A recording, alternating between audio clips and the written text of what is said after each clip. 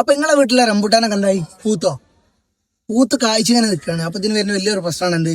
കൊഴിഞ്ഞു പോകും. ഭയങ്കര സങ്കടമാവും, ഒന്നായിട്ട് കൊഴിഞ്ഞു പോകും. അപ്പൊ സങ്കടപ്പെട്ടിട്ട് കാര്യമില്ല, അതിനെന്താ പ്രതിവിധി ചെയ്യണം. അതിനുള്ള ഒരു സൊല്യൂഷൻ ഞാൻ പറഞ്ഞുതരാം. 2-3 കാരണങ്ങൾ കൊണ്ടാണ്. പൊട്ടാഷ്യത്തിന്റെ കുറവുണ്ടായാൽ പെട്ടെന്ന് എന്ത് ചെയ്യും? സാധനം കൊഴിഞ്ഞു പോകും, നെറ്റിന് ഉറപ്പ് കുറയും. അപ്പൊ പൊട്ടാഷ്യത്തിന്റെ കുറവ് പരിഹരിക്കാൻ നമുക്ക് എന്ത് ചെയ്യാം? പൊട്ടാഷ്യം കൂടുതൽ അടങ്ങിയ വളങ്ങൾ കൊടുക്കാം.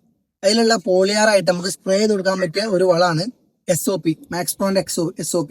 ഇതില് മോർ ദാൻ 50% പൊട്ടാഷ്യാണ്. ഇതെന്ത് ചെയ്യാ? 1 ലിറ്റർ വെള്ളത്തിൽ 5 ഗ്രാം എന്നുള്ള രീതിയിൽ രാവിലെയോ വൈകുന്നേരമോ ഇലകളിൽ സ്പ്രേ ചെയ്ത് കൊടുക്കുക. കറക്റ്റ് ടൈമാണ്. ഈ വീഡിയോ ഞാൻ എടുക്കുന്ന സമയം എന്ന് പറഞ്ഞാൽ ഏപ്രിൽ 24-ാം തീയതിയാണ്. കറക്റ്റ് സമയമാണ് ഇപ്പൊ സ്പ്രേ ചെയ്ത് കൊടുക്കുക.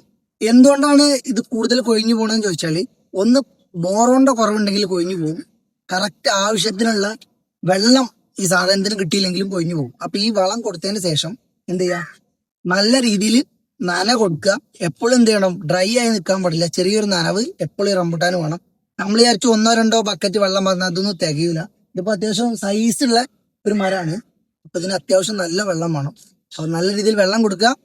ഈ സാധനങ്ങൾക്ക് എന്ത് ചെയ്യുക? ലിക്വിഡായിട്ട് സ്പ്രേ ചെയ്ത് കൊടുക്കാനും പറ്റും, ചോട്ടിൽ വേണമെങ്കിലും കൊടുക്കാം. പക്ഷെ പോളിയറായിട്ട് ഇതിൽ കൊടുക്കുമ്പോൾ പെട്ടെന്ന് റിസൾട്ട് ഉണ്ടാവും. പെട്ടെന്ന് എന്ത് ചെയ്യും?